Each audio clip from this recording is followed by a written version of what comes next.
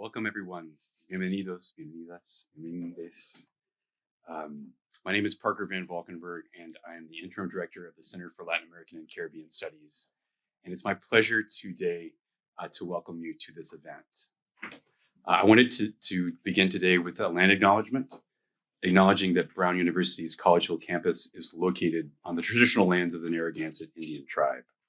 They have stewarded this land for generations, and both I and Brown University respect their enduring relationships to this place in the past, present, and future. I also acknowledge the participation of Brown's founders and benefactors in the institution of slavery and the transatlantic slave trade, as well as the benefits that Brown University has derived from them. Today, it is my sincere pleasure and honor to introduce Juan Carlos Jintiach, a leader of the Shuar people in what is currently Napo Province in the nation state of Ecuador. Jintiach is Executive Secretary of the Global Alliance of Territorial Communities, the GATC, and his life's work revolves around the fierce defense of indigenous rights and territories, spanning from confronting oil companies and mining operations to representing indigenous voices on the global stage in the fight against climate change. He was born into a lineage of Amazonian leaders and was a key participant in mobilization against Bloque 24.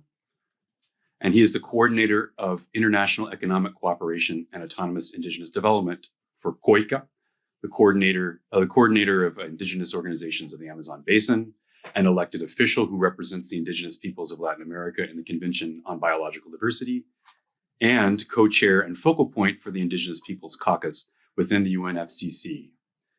He's played a pivotal role in bridging traditional knowledge with solutions to confront climate change in these organizations and beyond.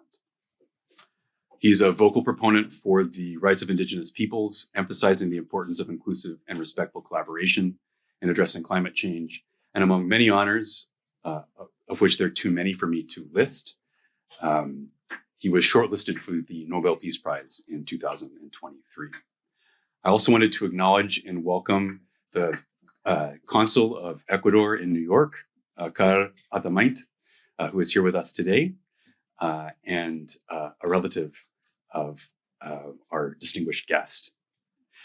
In addition to our distinguished guest, we are joined by an old friend of Juan Carlos's, who has also become a new friend of ours, Dr. Deborah Delgado Pugley, who is Associate Professor of Sociology at the Pontificia Universidad Católica del Perú, a Research Associate for the Andes Amazon Program at the Field Museum in Chicago, and most importantly, Craig Cogut Visiting Professor in Latin American and Caribbean Studies at Brown University. And her presence here has really been remarkable and energizing, and it's no exaggeration to say that Juan Carlos Jintiach would not be here today were it not for Deborah. Dr. Delgado Pugley's work investigates environmental and climate policies in the tropics, with a particular focus on climate change, indigenous peoples' movements, human rights, natural resource management, conservation, and gender. Beyond academia, Delgado Pugley is engaged in the global climate policy arena, having participated in the United Nations Framework Convention on Climate Change discussions for over a decade. She's also collaborated with indigenous organizations in the Amazon, and her applied research has supported environmental NGOs and international agencies such as the FAO and UNDP. She's currently working on a book titled Pan-Amazonia, Indigenous Peoples and the Political Economy of Climate Change, based on her ongoing collaborations with Amazonian organizations. So today we are really going to, we're in for what I'm sure was going to be a very important, transformative conversation between these two distinguished activists and scholars. And we'll begin with a short presentation from Juan Carlos Jintiach, followed by a conversation between Dr. Delgado Pugley and Jintiach, and that should end around the hour, and then we will open it up for general questions. So we really welcome those, particularly from students, but also from community members. We hope that you will not be shy and raise your hand. We'll pass around microphones for you to be able to ask those. So without further ado, please join me in welcoming Juan Carlos Jintiach and Deborah Delgado Pugley.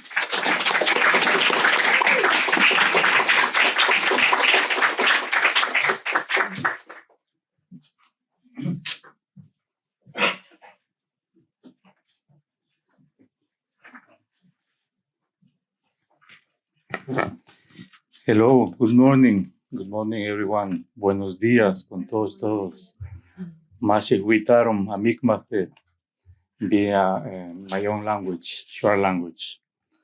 It's a privilege to be here, and thank you very much to my sister, my friend, my colleague, Deborah, that very insistent. She was saying, you have to come to make this presentation to the university. And I was trying to connect with them, my memory when I was the first time when I arrived here. I saw my good friend Paul when we have a good dialogue also, but that's another topic that we can discuss maybe later.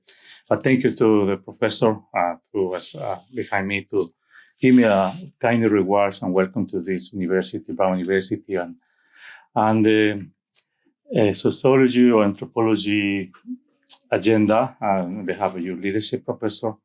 And thank you for your words and your kind words. For me, it's going to be a privilege, but I would like to present very briefly a short video. If you can help me in my back, please.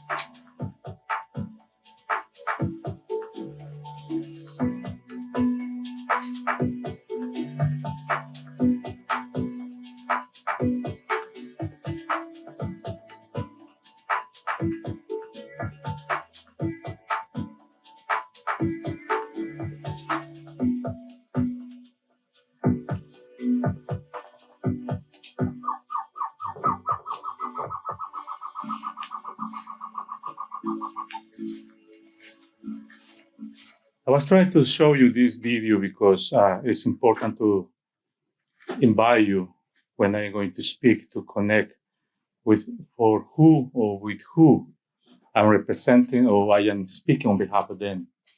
So the structure of the Global Alliance Indigenous Territory in this context, we are not just speaking with indigenous people, we are using the language from the United Nations, indigenous people, local communities, and also we're speaking also indigenous people like the new concept about Afro-descendants groups that is very deep discussions now in the COP16 CBD that I'm going to be explaining in details later. So the Global Alliance brings together the most powerful indigenous organizations from the tropics in the planet with 24 countries that we are going overlapping and connected. So very briefly, and this is the data and the numbers, what we are representing, what we are fighting for people from the ground with two principles. We as indigenous people, we live in the territory, we have territory, we control territory, and we as indigenous people, we have democracy, indigenous elections, that we are rotate leaderships. We don't have this perspective as a dictator. We have our organigrams, we have our protocols, we have our dynamic, how we elect leaderships. So from Indonesia, Aman, Repaliak, Congo Basin in Africa, all the Brazilian indigenous organizations, not just Amazonia, all the ecosystems there, Amazon basin where I'm from. I am from this little country here, Ecuador, in the center of the world, with a big, big heart, sentiments and love. And also Mesoamerica and the Caribbean, from Mexico.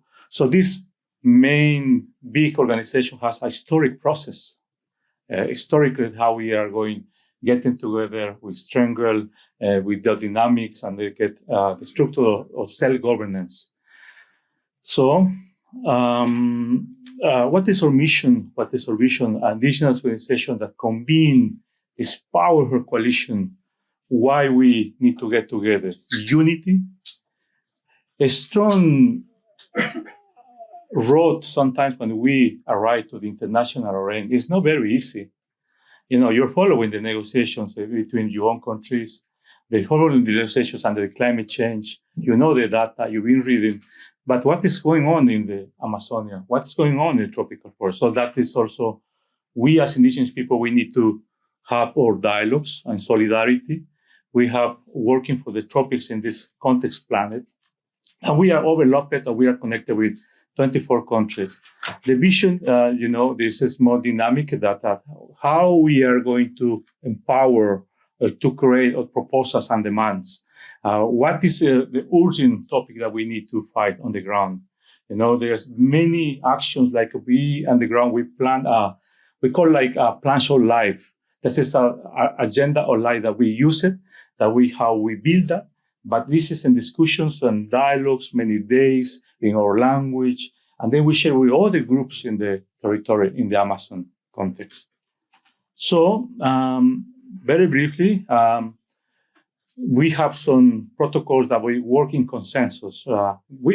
Each region has a huge threats, a huge demands, but in their own plans or their own strategies. But very briefly, we summarize in 5 points. Land rights. That's one topic. Land rights. Without our territory, we are nobody. We are nothing. We disappear. And in that context, also the human rights, and many governments and institutions, they are signatories about the rights, indigenous people rights. But free, pure, informed consent. That is our, safeguard. It's more important for us that we make ideas, proposals, that we debate with our own governments, also with multilateral other actors. But the center of this is the core. That is non-negotiable. The right has to be always in the center, especially between us, because we have solidarity with all indigenous groups and also with other institutions. Direct finances, and how you'll be hearing many years in behalf of biodiversity, on behalf of protect water, oceans. And there's a lot of promises, there's a lot of pledge, but more important to the remarkable here is that to remember, if you're familiar with these big encounters in the global context, like climate change conventions, CBD conventions, and other international arenas. But COP26 was leading by UK and Glasgow, was announcing that there were many philanthropist organizations and also governments, and we were doing a lot of lobby because we were claiming what is happening, why is not going the money on the ground? I mean, why the money, the big promises, millions here, millions over there, multilaterals, etc., poverty. What about us? Where is this money going, disappearing, and it's coming from the top to the end? Only 1% was going to the indigenous territory. Recently, from there, we developed this indigenous organization initiative that we create together in discussions. We create a Shanda initiatives that is, to summarize standards, is a platform, the high-level platform, to analyze and monitor and to bring other leads, indigenous funders, why is not going the money to the ground for the guardians of the forest, guardians of the ecosystems. So protection of life, there is data, very sadly, for one of the institutions collaborate with us, that indigenous people we are criminalized, we are being killed, in the middle of the forest. disappearing leaders, going to jail, etc., etc. So this is one topic, and you also, maybe you're not familiar, but there's data with Global Witness, was NGO from UK is working with us, in memory of them to remark the life of the people are giving to protect the or Mother Earth or resources that has a highly cost with our life. We give the life defending our territory. Traditional knowledge is something is very special and important for us, for indigenous groups in the Amazon basin, or indigenous over the world. In the context global, indigenous people, we are divided in 7 regions, sociocultural differentiation on the whole planet. But this demands, and we are in consensus working from the ground or international arena, in consensus, that brings only indigenous people from the tropics. This is very important to understand, and that's why I'm speaking on behalf of the tropics indigenous people with the permission of the leaderships that I'm being here on behalf of them. So this is something very brief I just want to share with you. If there's going to be more details, I would like to invite my colleague Deborah to have some questions and language, and I would like to talk to you also.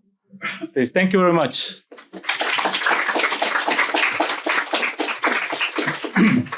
Thank you very much, Juan Carlos, for your words and for being here. So before this conversation, we were chatting about what to do. And Juan Carlos told me, yeah, when did we meet and how did you get interested in working with us? And then I started to make some memory. And it's been more than 14 years that I've been working in the climate arena. And the experience that I had with Juan Carlos that I think it's interesting to share is that by doing my research and being a student, I started to work for my state, for Peru. And I was engaged in the process of the Local Communities and Indigenous Peoples Platform, which was the first time that a body from the UNFCCC recognized an institutional space for discussing otherwise about climate. You know, it has been seen as a very technical discussion that first engaged all the sectors that could somehow mitigate climate change or adapt. But the terms on which we used to work only engage sovereign governments, states, and enterprises that have a stake in this kind of language. But this is not the only way of thinking about global challenges, of course. And there's there's opportunity to frame it in a more effective way. And so here it's a good time to involve these kind of languages, our disciplines, our ways of seeing the world that are actually, that should be part of the conversation. And now we have walked a long way. And there are, such as this platform, other spaces that involve other knowledge in a more ontological democracy, no? One that involves more kind of beings and more other languages, and maybe there's some hope in that way. So I wanted to ask Juan Carlos some questions about his journey, and so he can share with us this lived experience. So to start, I really wanted to ask you, Juan Carlos, what made you interested in involving yourself in environmental policy making at this kind of level, this global level? Thank you, Deborah, for these questions. And very briefly, that's very important to mention that first of all, I'm very proud who I am. I am from the Shuar territory. Like my relative, he is also here, Carl, and thank you for visiting here. I think so for us, it's important to understand the momentum that indigenous leaders in the Amazon basin, when we were kids, we were related how we grew up and learning our governance itself. No?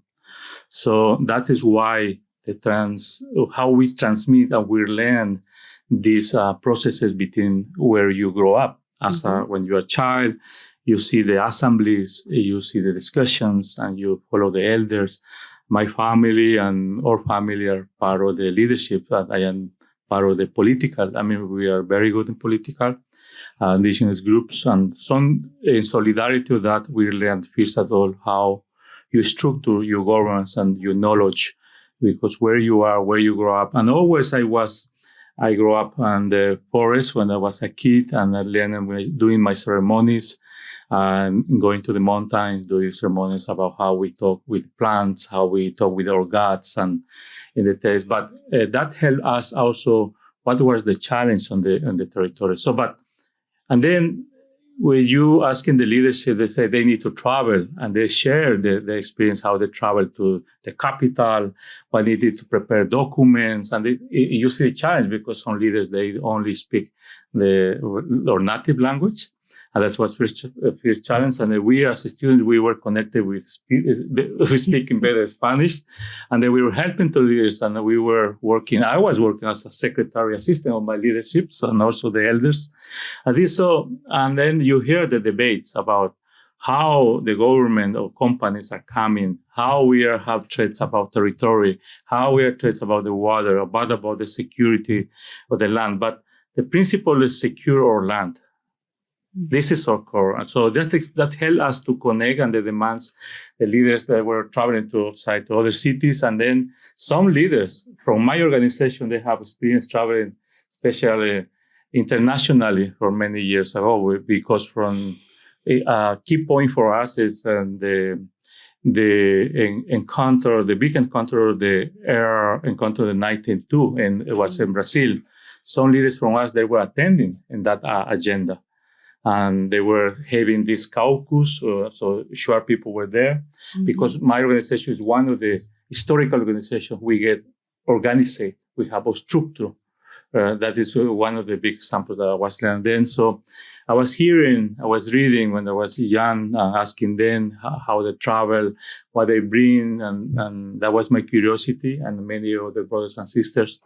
And then that's why we go forward and try to educate, to learn. But one of my first jobs, I was guiding. I was a guide in the jungle, receiving foreign people, because I want to learn other languages also. I speak other language, native language, close where I'm living, but also a curiosity with other groups, so that they were sharing the experience in international arena, the challenge that they were having. So I remember very well one of my leaders was saying, while you are reading that, was English, of course, I was trying to learn, because I want to understand. They say, I think so you're going to do good maybe in the future. This is important because everybody's talk that language in the international arena. Mm-hmm. Yeah, it's like a story of curiosity and openness in many ways to do connections. And I wanted you to share a little bit about the Global Alliance of Territorial Communities and what was the driving force behind doing such a big coalition, a connection between so many peoples, and the effort to build as a connected, network of joint voices. So I don't know if you can share with us what was the process and the driving force behind that. Each indigenous organization has their own historic process, how we organize ourselves. The pressure from that momentum for us was, for every circumstances, if you don't secure your land, the government is going to say nobody's using that land, so they're going to take it or cut the trees, and so make it that if you don't work, that land doesn't belong to you. But that was not the vision, for example. We can go very deep in that, but the point is that the structure that many leaders, they pass away, they are not here, they were reflecting how we create organization. That's why we create our communities, that we create structure, and then federations, and the confederations. This gives you the knowledge how we are creating our own governance. But to understand that, we need to connect with all the indigenous groups in the Amazon basin, just in not only Ecuador. We hear about the umbrella organization for us. For me, it was a dream when I was very young. So what is COICA? What is this organization that leaders talking about? COICA. COICA is the most powerful indigenous umbrella organization in the Amazon basin. So I was so much curious, and my leaders that were attending, even in the meetings in the region in Ecuador. So they were attending also other countries. So what is the principles, how you are organizing yourself as a Shuar or a Chuar, and you create these federations and confederations, Confenia, the representative organization in the Amazon, Ecuador, like Peru. So that governance in the Amazon gets together millions of indigenous people, voices and structures, and also indigenous people who are not contacted until today. There's many groups in Peru, Ecuador, and Brazil. They're doing the effort. They are suffering a lot under stress. But so creating COICA, and then I was leading COICA. I arrived in COICA. I was leading COICA. I was learning there with other partners following international arena. And from more or less 12 years ago, we have a discussions with leaders with other organizations in the tropics because they were attending international arenas. Some of them, they were working with governments. Some of them, they were working on other multilateral institutions or NGOs. They were saying that there's a lot of challenge. You cannot do this alone. It's not very easy. It's very difficult. That's why we are solidarity, how we can work with academia, with NGOs, and with research institutions or institutes that we are doing. But 10 years ago, we decided that we need to get together because when you're an international arena, you don't need to compete. You need to get together. That's what I learned in the process. When you live together, you do very specialized at the lobby to who you want to go and talk. There are some governments that would like to listen. There are some governments that they don't invite you. You're not welcome to the private negotiations because when they come to the international arena, the governments, they present the most beautiful things as a country. Of course, my country is beautiful, but also they present the beautiful agenda. They are working with civil society, indigenous people, but sometimes that's not true. So this is something that is not happening just in my country, not just only in the Amazonia. So we are very worried about the tropical area. So that is what we get put together. We create this coalition, and then you can see the numbers and some metrics that we are working in details about this. Very important. This is in our hands. We are giving our life to protect this. So memories to them and to the elders, to the women, and so we need a lot of things to move forward. But I think so to create this coalition is the most powerful and beautiful coalition for indigenous people in the tropic areas for the international negotiations, international arena. Thank you so much. It's a powerful alliance, and it's so important that it's based on many organizations that are behind it. And I wonder, what do you feel it has been the most significant achievement of these years of working together? In the moment when you have experience leading organizations as COICA, you have relation with other organizations in other regions. My reflection is how we need to visibilize the compromise of the elders when they came from the ground. Why he wants to bring his concern, not just my only concern, no problems, but I have it. It's important to connect many, many years that international data or reports say that indigenous leaders, they were trying to bring their concerns of the problems from the ground to the international arena. There is a very beautiful information that I was inspired with some leaders in my regions that they passed away. And I was having curiosity to read it, what are their problems, but they are not very different problems that we have it and the threats. So they were traveling to the League of Nations, we call United Nations, the League of Nations. Some leaders, they were sitting outside because there was no welcome to get inside, only governments were inside. But realistically speaking, there's a historic momentum from indigenous people from these lands and indigenous people from Australia and also from all regions. We were having a huge challenge how to be civilized in the context how we create governments. So there was a huge process historical. That's why I recommend my own experience with young leadership that you need to always memorize and respect and to learn and to listen to the elders. The elders for us, for indigenous people, the elder is the most beautiful person in our life because they have wise, they have experience. It's not the other society. I've been hearing the elders better than die, easier and faster, right? But or put somewhere or in the corner. But for us, we do ceremony, we share, we learn. It's a value from our culture, from very deep import as a human being.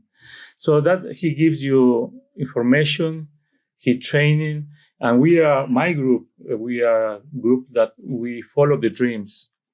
So we used to say, I'm here sitting, speaking to you because we saw this in our dreams, or we dream with talking with the Mother Earth, with the medicine, ceremonies, or because my elder was dreaming about how we are going to walk for the future. So this is important context, spiritual context, but to connect with this, I think so, the advocacy to bring the human rights or threats to international arenas to our solidarity, because we were having very difficult times on the territories for many years until today.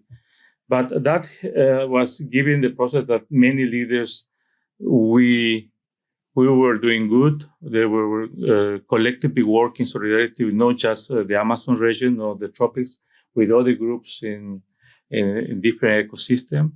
So we advocacy, we talk about rights. Always is going to be right. And how we do our homework, how we are going to fight to put our rights in the language in the own constitutions. I mean, we're trying to connect this. We have to see and learn each other this information, the challenge.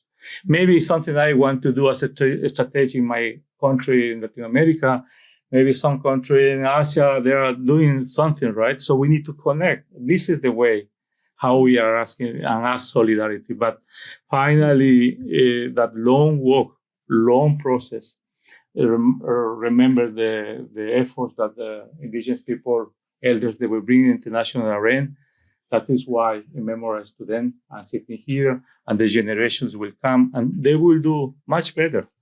Maybe they will speak other language, more difficult language than speaking English. They will speak other language. They have indigenous people, they are studying German. All this is how you call negotiators language and the United Nations, because sometimes you don't have the translations in the documents. Mm. And also they're very anachronic. I don't understand what they are talking about, and the CFCLP, but they're talking about strategy, connection, but they're talking about us, they are talking about forests, they are talking about services, so, yeah. Yeah, I remember a moment where Ruka from Indonesia, she talked with a very important person in the system of forest now, saying, yeah, my dad knows you and he spoke with you about this. And it was in a public moment. So I was stunned by how memory and connections, like human to human connections, like what you just said about your elders and respecting the memory of the experience of other leaderships, and how this connects at a global level to defend territories. It's happening among the GATC and Alliance, and this is it's extremely powerful because you hold accountable persons and histories of people. So I wanted to ask you about the challenges coming in the future. So for sure, territories are under pressure, but at the same time, you have a very powerful movement of persons that hold memories. No? And what do you see are the challenges coming on for the Alliance? Yeah. I would like to start here that the call or the urgent action is that we invite in solidarity, talk to us, visit us. We need to know each other, how we are going to collaborate for this. I was speaking with some students yesterday. There is no time. There is no time. She was very clear. I was hearing, yeah, of course. I can tell you my history, or can tell you history in our territories, how or is our threats. But for us, it's not being easy. is not being impossible. We need solidarity. We are fighting. We are following the roads and also the dynamics. But the most important here is that we know that capacity of this planet is, we pass the levels and different lines, that what are you looking forward? I mean, what we are going to contribute ourselves as a person from wherever you are living in New York, you're a professor or you are a researcher, we need to connect us. We need your help. That's my call. But to identify in different arenas, for us, it's important. We cannot separate biodiversity in one side, is speaking about biodiversity, money in biodiversity, credit biodiversity, rights of the biodiversity. We cannot separate to talk about climate change effects, mitigation, adaptation, resilience, and then carbon markets over here. We as a human being, where we are. I mean, I say to my brothers and my colleagues, say, I'm sorry, but we live there. We are people. We are human beings. We have our rights. And the most important also to connect that or invitation is that you need to see us part of that territory, part of that ecosystem services that we can contribute in different ways. So saying these priorities, and I can come back and connect that this challenge that we always ask to governments and also multilaterals, that we need to be invited from the beginning and to the end, full and effective participation in all the processes. And also we asking how you are look at me as an actor, as a beneficiary or partner. Let's develop this together.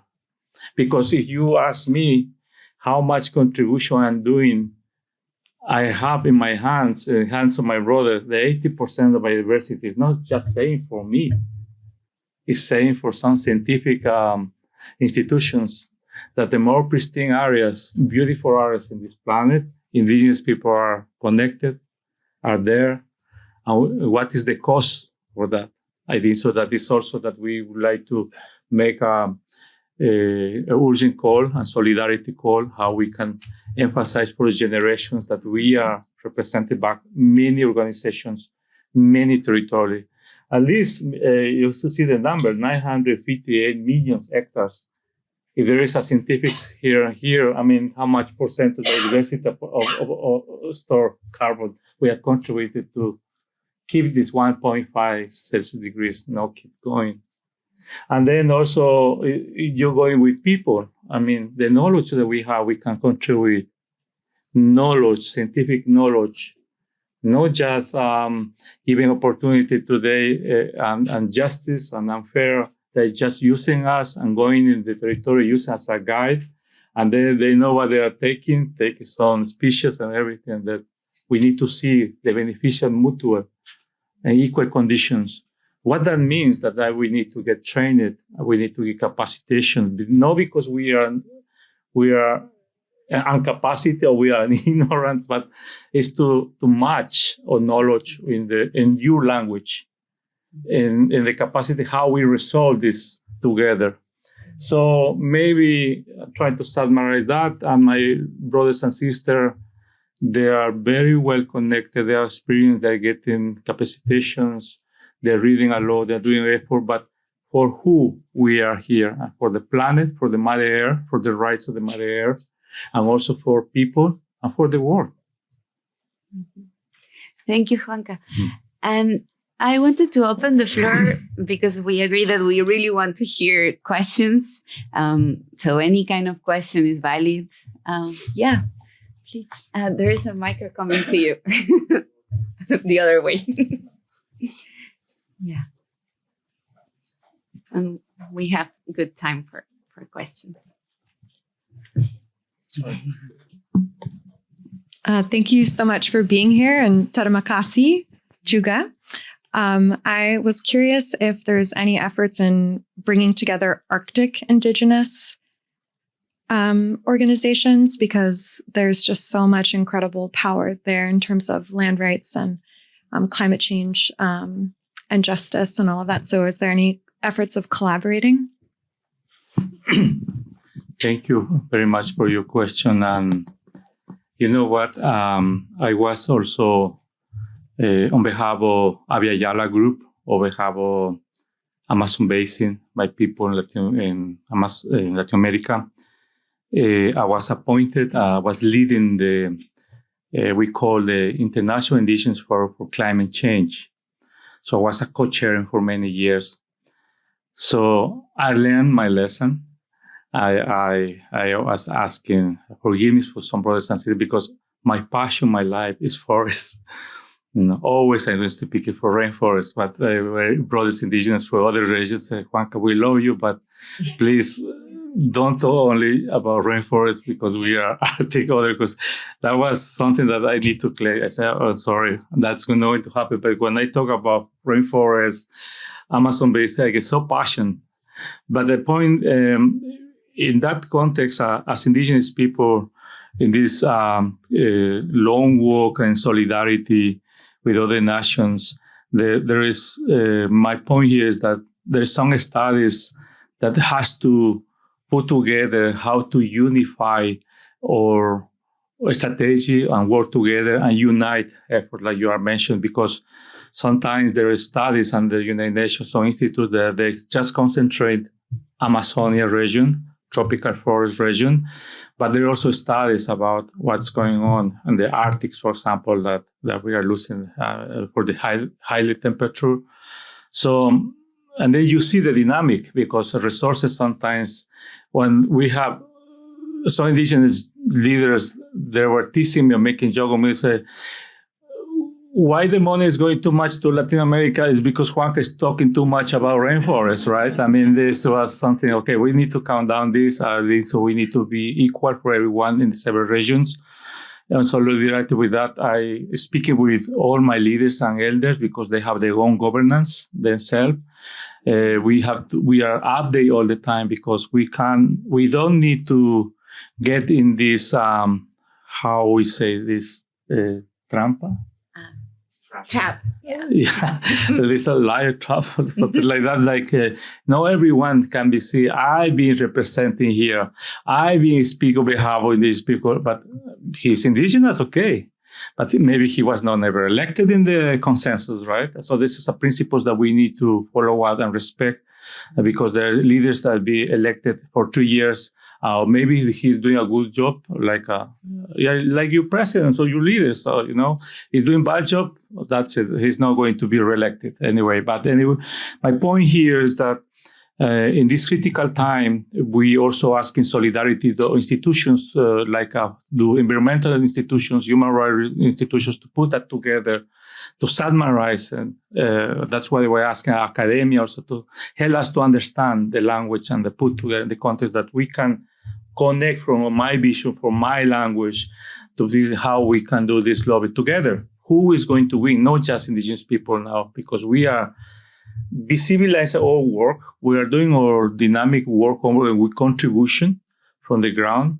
And now in the Arctic, I was talking with some leaders there, and they were saying, yeah, it's important that new animals are coming. New plants are coming because the ice is disappearing, melted. But other negative consequences would happen. But in context, we are very well articulate. So we do this together. There is under United Nations, we get together with other brothers and sisters. In New York, so far away, sometimes very challenging to arrive here for the visas. That's another history. But some people arrive. We are collected. We are connected. Do you have? Yeah. Can we collect 3 questions, please? Yeah. Awesome. Go ahead. Hi. Hello. How you vet organizations that you can collaborate with? How you vet them? Because there are several kinds of organizations having several kinds of funding. Yeah. Can we collect one here? One here, please. And one there. Yeah. Yeah. So, muchas gracias, Juan Carlos. Well, I have a lot of questions, but I'll just ask one. I was wondering, what are the Global Alliance of Territorial Communities hopes and goals for COP25, especially considering some points. For example, something that an indigenous compañero mentioned to me once, which is the difficulty, and you mentioned that as well, the difficulty with languages, sometimes hard to translate, or the indigenous people who are already using English have easier communication with the institution. So a curiosity about that. And also, I'm curious to know what an indigenous entity coming from outside Brazil understands about the situation of the ambiguity of the Brazilian government right now with all the exploration in the Amazon basin, but hosting the COP at the same time. I know it's not necessarily a comfortable question. Just answer how much you want of it. Yeah. Hi, I had a question about like economic development or desire for economic development and how that might like hinder conservation efforts, whether it's like from the state or private corporations or even from like indigenous people that want to see more economic development.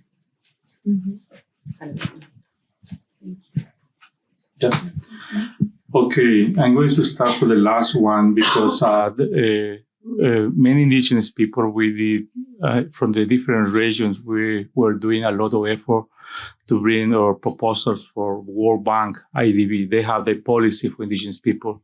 Institutions like Green Crown Fund, they have policies for indigenous people. The problem, what I see where we're looking there, is that the policy is not updated for the moment, like dynamic changing, because there's sometimes it's very sad, but I have to mention that some institutions, some partners, they're very comfortable. So they know, they recognize some very, very light. I mean that, with this fund, we are going to have policies or we are going to help in the economic development of these people, but that's not 100% sure. We need to update that, how we are going to connect with policy, with public policy, and also how the multilaterals are coming to the countries to connect with the beneficial, the actors, from where is coming the oil or the mine and the oil resources.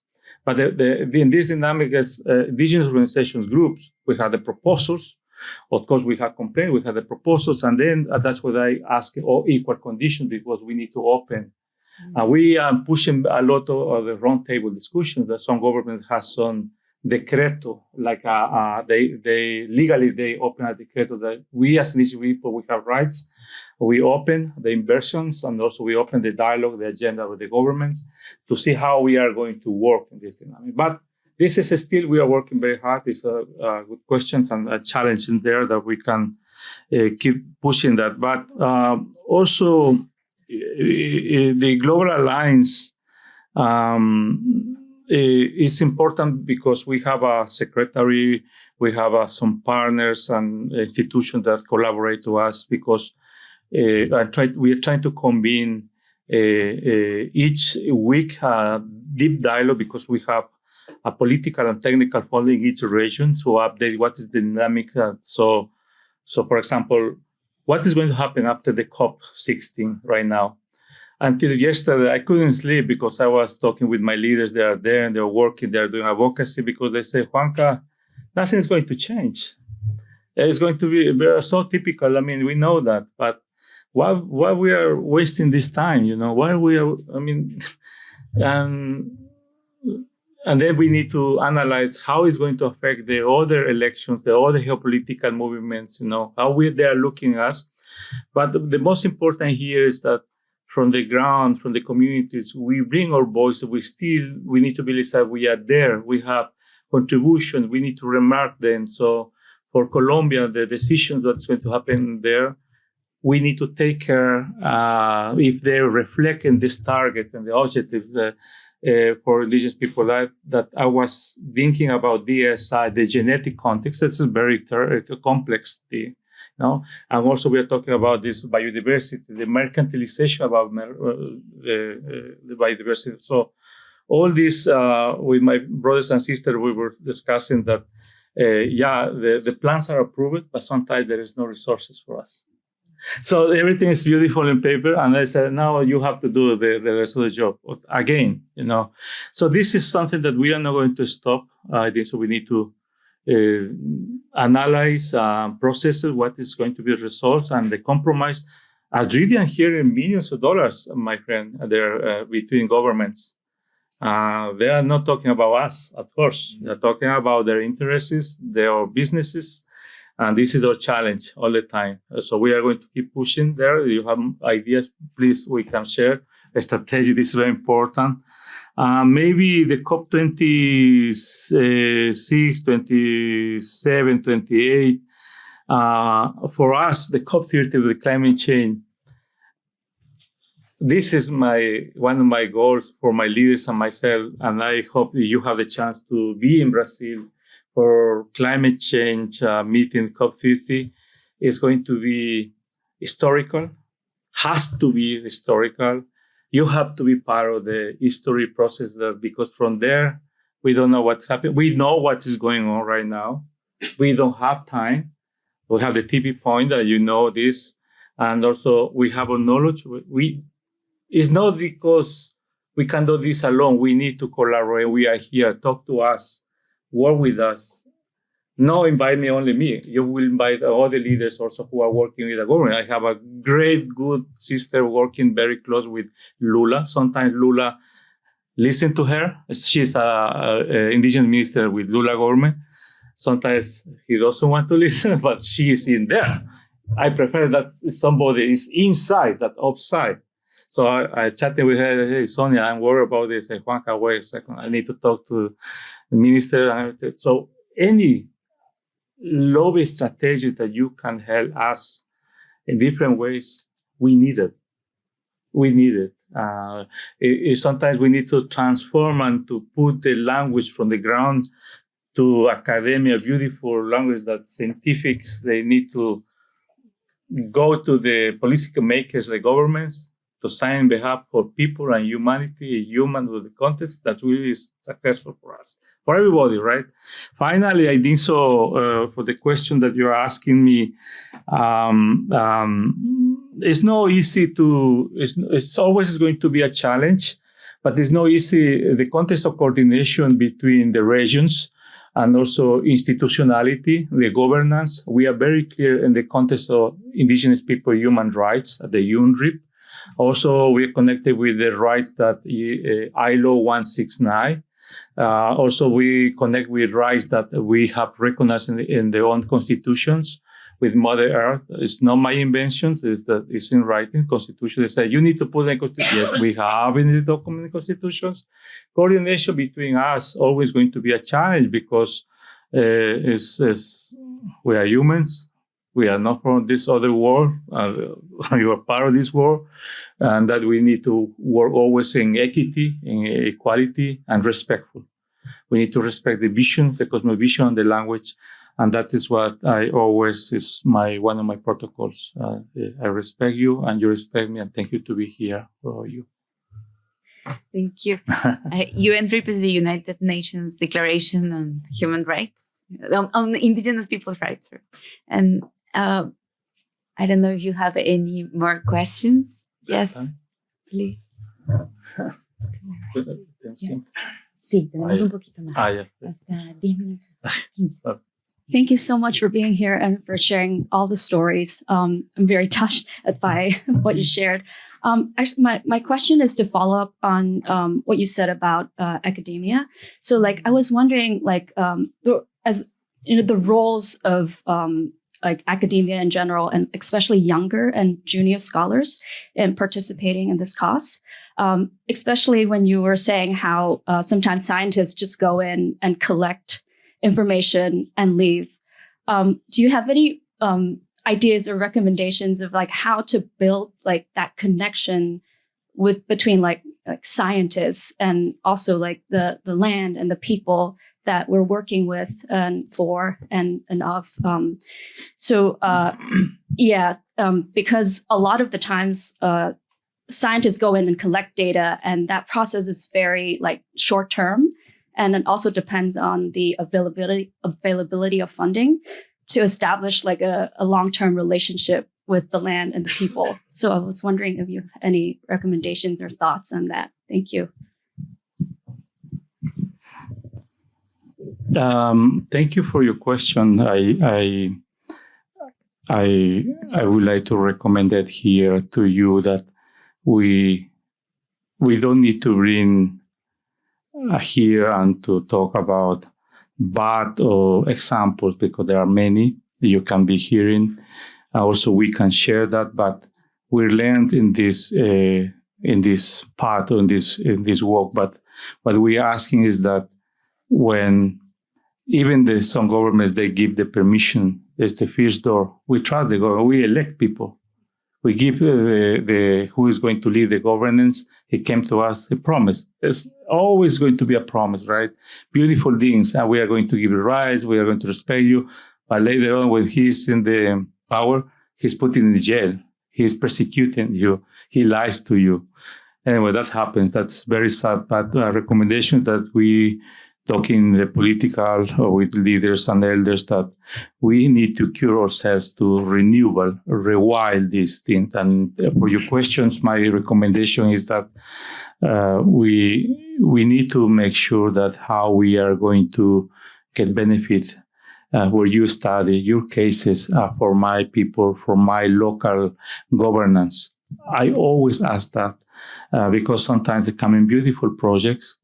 They finish the money and the solar power machine is there in the corner. And we don't know. Even it's very simple to connect this cable or clean the batteries, for example, is there. But we were not doing in equal condition processes to learn. Maybe this is something that we need to do this much, to take patience. I ask patience.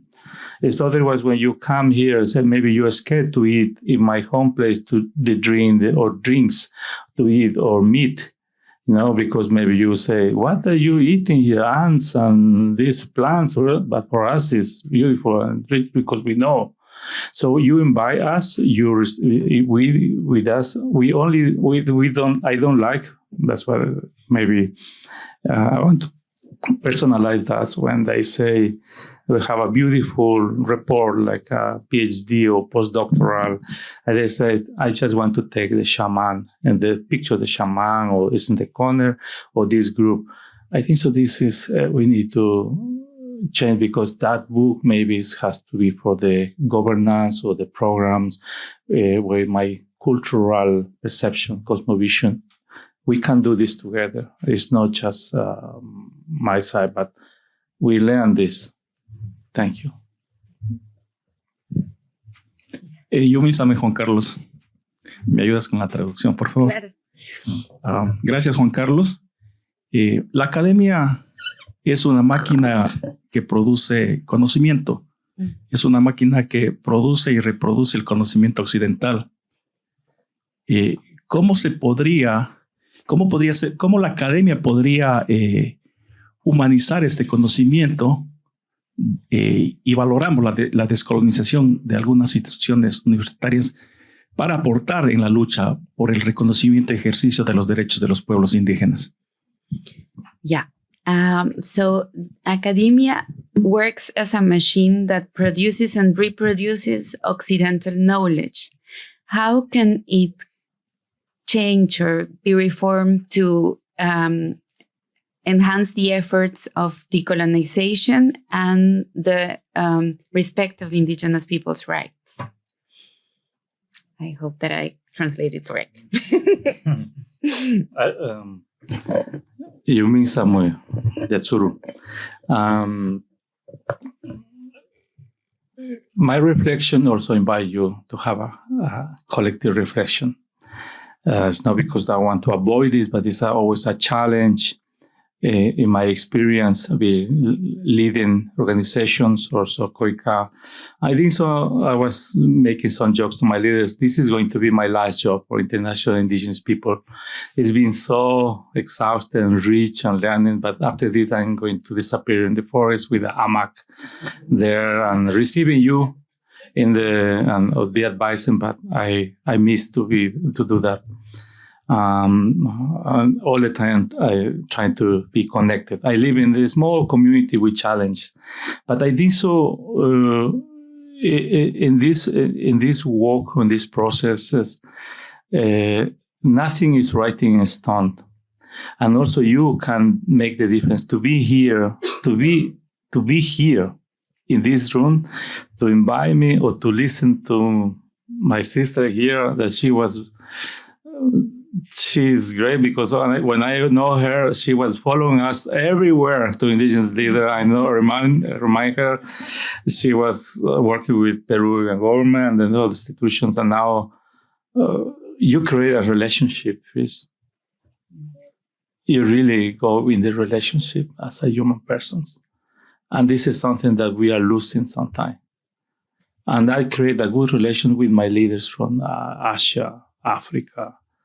And I have a good friends who are studying as doctoral, postdoctoral. And also they are trying and challenging to how to connect this with their own customs, visions. So I've been blessed for the Mother Earth, for my people, for my culture to lead in.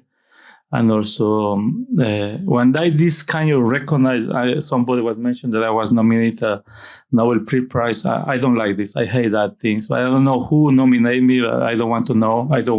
Never ever want to know that. But I only want to invite brothers and sisters, get together, because we don't need to go in the fight. Why?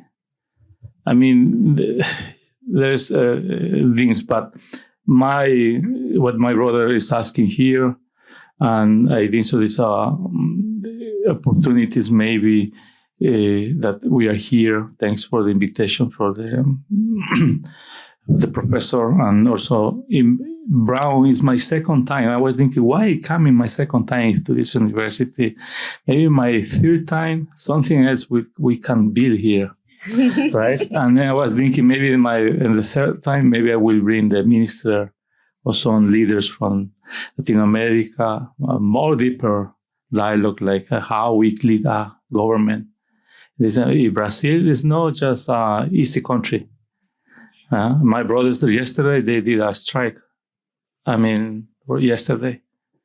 I'm supposed to be there, but we have with them. But even that is talking with Colombia with the results. But I asked to the academia to see open opportunity also indigenous people from this land, and also for you are very welcome to come to our territory also. We have time for last. Yeah, very last round. Yeah. Well, I think there are two questions. Yes, we have time for a round. First of all, Juan Carlos, thank you for your presence, and thank you for everybody that is here.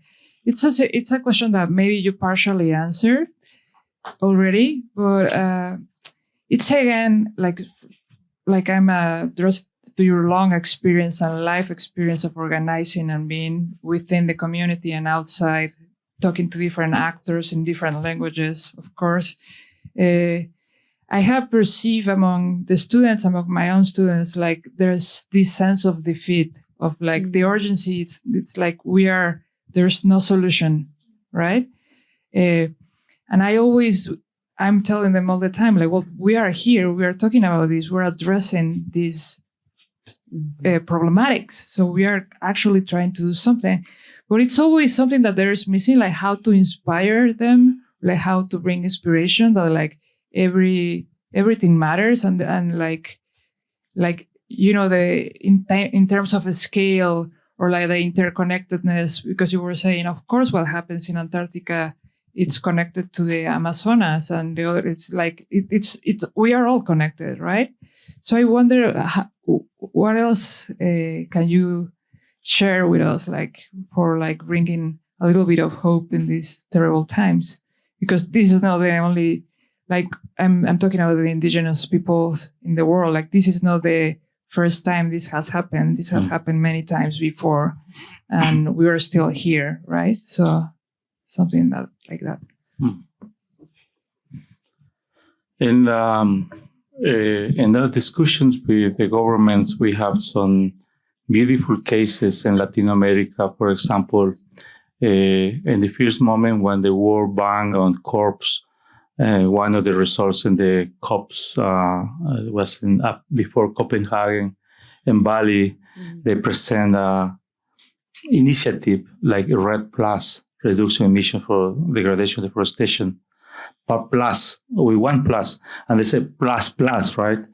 So I was thinking how we are going to eat this. I mean, how we are going to learn this, because they were talking about forest, you know. And then my first question in that moment, many years, I say, is, Mr. President, that was from the World Bank. Mr. President from the World Bank, that is beautiful, your approach, your project, but Mr. President, I would like to know how I in there.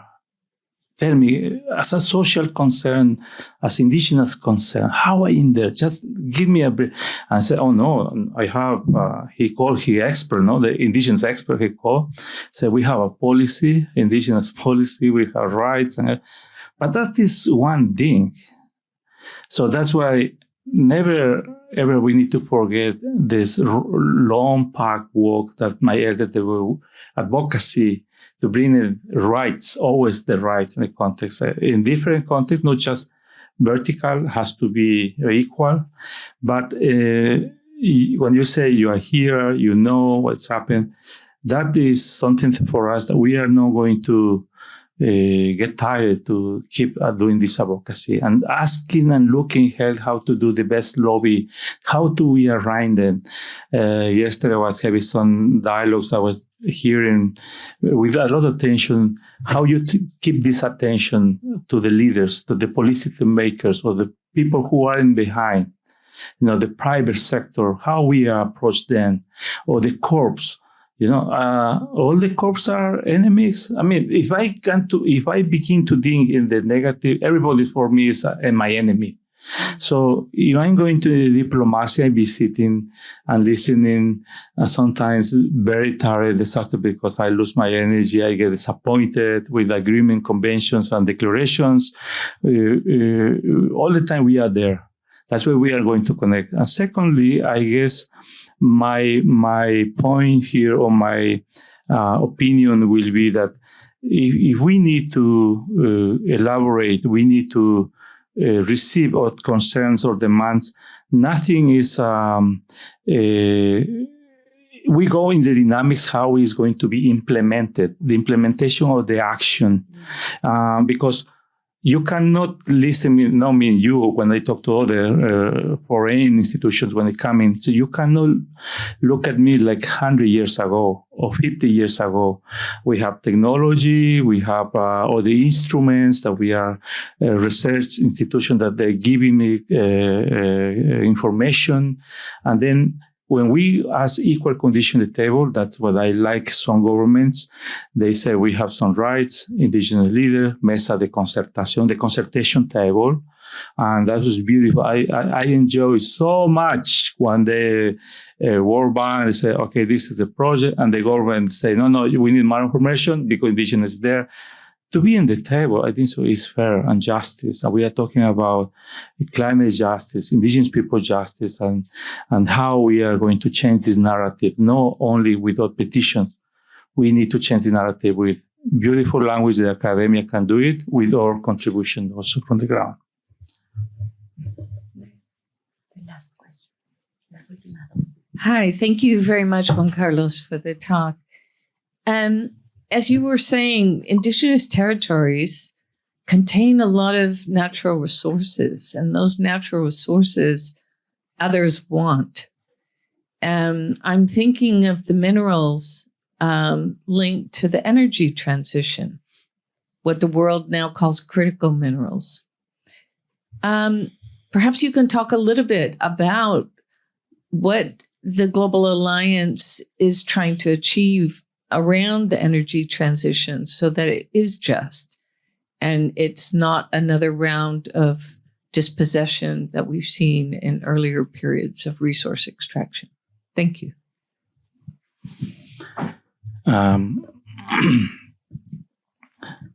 Thank you for your question. I would like to hear, I'm sorry, but who you are, your professor or your institution. I'm sorry, but I would like to know your name. So I'm sorry, I should ask to everyone here. But Sure. Now, my name's Denise Humphreys Bevington. I've known Deborah for quite a while. I've also worked So in she Andean. is, okay. Yeah. She's the And gift. I'm a professor up the road at Clark University. Thank you. I'm sorry. Thank you. One of my last conversation that we talk about this topic is between the network between us as a global alliance. And believe me, I have my own history in this. I am living in the community right now that I can hear machines. I can see police coming to take their money. So this is a circle there, right? And they are calling you. They know how many kids you have, or if you are going to go to the judge and your life is in risk. I don't imagine my leaders, middle of the jungle, they don't have any other alternative. This, in consensus between us, this is an urgent topic that I talk to my leaders, and with other colleagues, I was invited in a reflection, and we put in this our agenda, because not only gold, there's other minerals that you just very clearly mentioning. So this is a urgent topic agenda, this transition. How we are thinking about this, how we are going to process this, and how we are going to react about this. Because it's not because we are doing transitional energetic change that is going to be beautiful. And of course, we are not going to talk too much about the oil and gas, but be careful. There's another metals, another minerals, and we are very, very worried. Until today, the relevance is that we know what is happening with the other activists, but right now, this is agenda that we are going to concentrate. But in memories and respect of my leaders, the strategies we are discussing, we are sharing, because we work in consensus how we are going to do the advocacy. And we have we asking solidarity institutions, human rights institutions like Ford Foundation and others to look in solidarity, philanthropy, how we are going to get support in this topic. And my last example is that I have too much pain talking about this, because I was sharing with Deborah and colleagues yesterday that some institutions, they were taking the blood and taking the kids are with more on the normal level with metals. And also maybe myself, because when I visit them, I get traditional drink and then going to take from the river and the minerals there. So I send my consent and to my leaders permission to ask help in collaboration for clean your metals from your body. So it's something that if there is that problem, we need to talk about how the actions and reaction orderly. That's why we work in solidarity, and really appreciate your question. And the last one. Thank you, Juan Carlos. Thank you for being here. I was curious to hear from your perspective what solidarity networks look like across Ecuador. I'm thinking beyond the Amazon to the forest of the coast. I'm asking as a person from Guayaquil who has an awareness of, the mangrove forest, the destructions, and also the sort of different articulation of indigeneity, say like comunidades ancestrales, also local peoples, indigenous peoples. I'm just curious to hear more from you about that. Thank you. Very nice. In my role, I know the discussions of the agenda from the Shuar people where I'm from, and also the Amazonia. So, because I are learning there, I've been with the leaders and the discussions and the planification. In Ecuador, for example, we have a national organization that we call CONAIE. CONAIE brings together the voice of the governance from the coast, also the highlands, and the Amazonia. Believe me, it's not easy also, these three regions, even between Ecuadorians, it's not easy, right? So we present our concerns from the Amazon basin because there's very dynamics there. There are some regions that are working with forests. They want to work with carbon, maybe. They want to work ecosystem services, maybe. Or they are trying to discover how they are going to see and to connect with other initiatives that they never were involved, but that we want to see in the fair where to learn how you're looking the benefits for the gas and oil, etc., mining.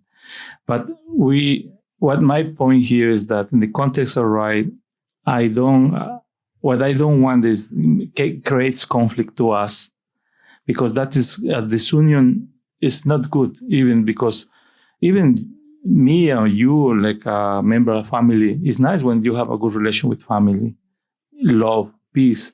It's bad, it's sad when you fight with your brother or your mother, but it's the same thing for us.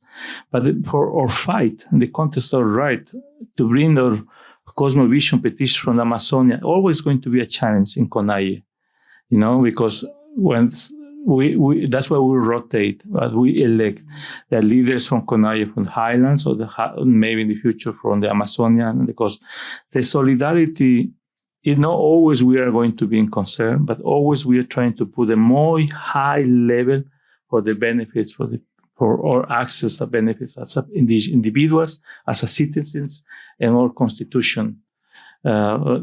Maybe is in the context of natural resources, always are trying to push the agenda, the principle of the property.